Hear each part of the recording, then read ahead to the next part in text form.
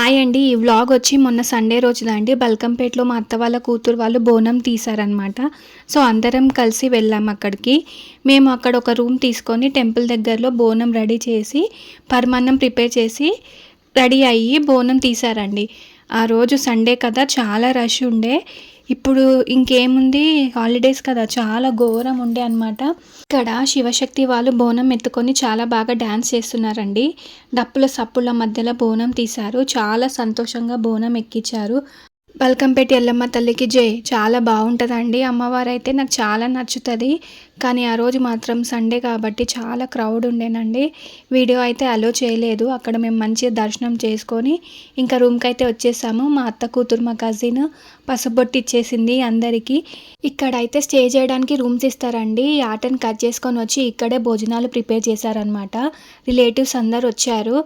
పిల్లలైతే పిల్లల ఆటలలో మునిగిపోయారనమాట.